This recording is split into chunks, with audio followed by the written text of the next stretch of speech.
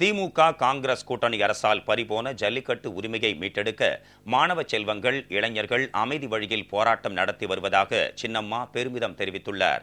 பொதுமக்களுக்கு இடையூறு இல்லாமல் அகிம்சை வழியில் போராடும் இளைஞர்கள் உலகத்திற்கே வழிகாட்டியாக திகழ்வதாகவும் பாராட்டு தெரிவித்துள்ளார்.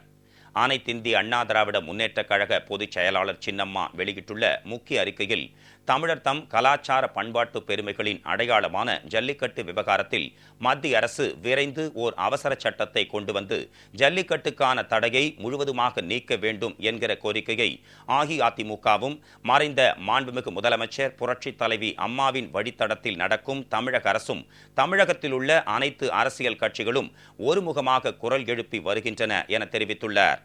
அதேவேளையில் ஜல்லிக்கட்டுக்கான தடையை உச்சநீதிமன்றம் வழங்குவதற்கு காரணமாக அமைந்தது திமுக அங்கம் வகித்த முந்தைய காங்கிரஸ் தலைமையிலான ஐக்கிய முற்போக்கு கூட்டணி ஆட்சிதான் என்பதையும் வரலாறு அறியும் என அவர் குறிப்பிட்டுள்ளார்.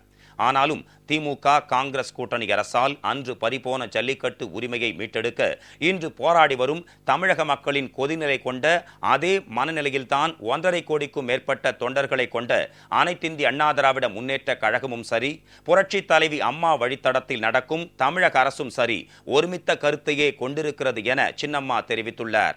உலக அரங்கில் மட்டுமல்ல, இந்திய அரசியலிலும் குறிப்பாக திராவிட அரசியலில் மாபெரும் வரலாற்று புரட்சிகளுக்கெல்லாம் வாய்க்கால் வகுத்த பெருமை மாணவ செல்வங்களின் எழுச்சிக்கும் புரட்சிக்கும் உண்டு.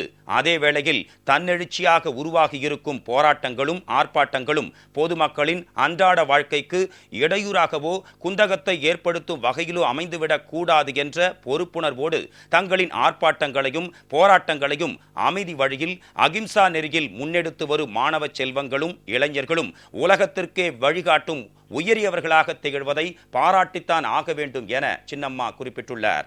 அதே வேளையில் மாணவ செல்வங்களின் கல்வி, இளைஞர்களின் வேலை வாய்ப்பு, ஏழை எளிய குடும்பங்களின் பொருளாதார பின்புலம் இவற்றில் எத்தகைய இடர்களும் இடையூறுகளும் இப்போராட்டங்களால் ஏற்பட்டுவிடக் கூடாது என்பதை கருத்தில் கொண்டு அனைத்திந்திய அண்ணா திராவிட முன்னேற்றக் கழகமும் புரட்சி தலைவி அம்மாவின் தமிழக அரசும் மத்திய அரசிடம் ஜல்லிக்கட்டுக்கான தடையை நீக்குவதற்கு மிக உறுதியான நடவடிக்கைகளை தொடர்ந்து எடுத்து வருகிறது.